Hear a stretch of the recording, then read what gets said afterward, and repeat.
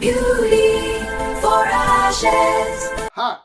What if I told you the pain of betrayal doesn't mean you're useless? It actually means you are human. Hey, I'm Topman, and I welcome to B4A, Beauty for Ashes, where we share clarity for love, family, and life. Today's topic is rebuilding trust after betrayal, a roadmap to genuine healing. Stick around, I promise this is not another serious lecture. It is not a lecture to drag around, but let's be honest with ourselves, okay? Relax and enjoy the truth. Let me be real with you for a second. I once dated a lady. I gave my heart, my vulnerability, my commitment, and I was hopeful. But she betrayed me. During that same period, I trusted a close friend with my deepest secrets, and they shared them without my permission. It went viral and hurt so deeply. Those betrayals shook my sense of safety, and man, that hit me very hard and punched my confidence, stabbed my peace. I felt worthless. I didn't fall into depression, thankfully, but I went into a journey to understand pain, purpose, and healing. And that is what I want to share with you today. You're not alone in this. In fact, relationship research shows that betrayal isn't rare. It is part of many people's story. Did you know that about 20 to 21 people a percentage of people in committed relationship admit to cheating, and emotional betrayal might be even more common than physical betrayal? Now get this, 84% of people believe that cheating is unforgivable, emotionally or physically. That means most of us feel the pain deeply, and many of us feel lost after it happens. So if you're sitting there thinking, why me? Don't bother yourself, you are not alone. This is a shared human struggle. When betrayal hits, it is like a storm. You become angry, confused, hurt, maybe even question your self-worth. All those feelings are normal. Don't bottle them up.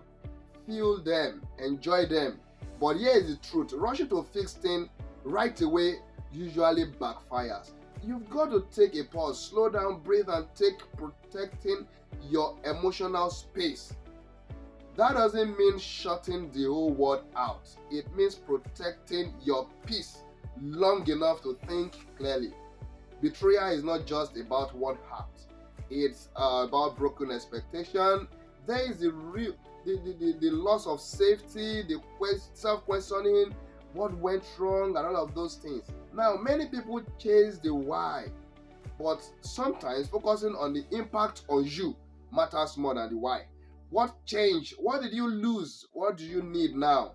These questions help you heal before you repair. And here is the kicker.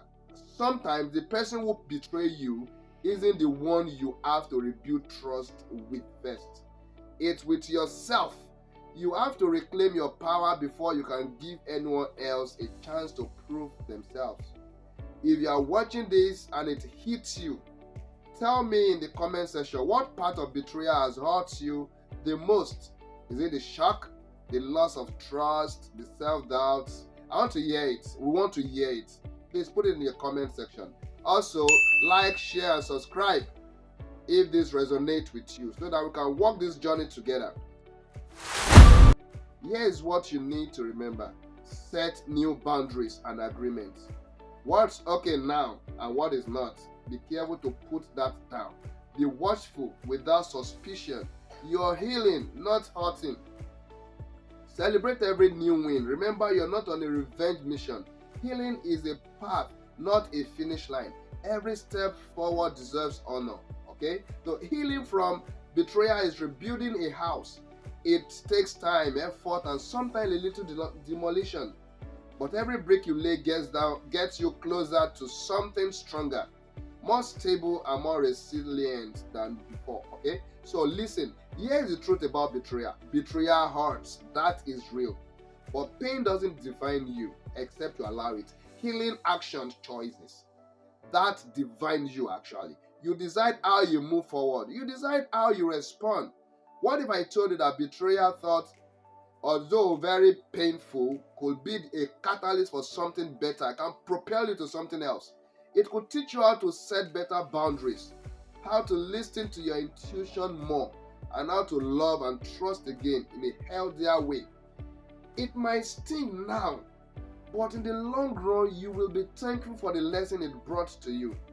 So, if this video helped you, or if this video make a sense at all to you, please be kind enough to subscribe, like, share, and hit the like button as well. Alright?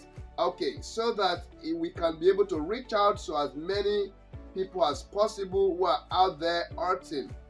You can also be a reason why someone is happy.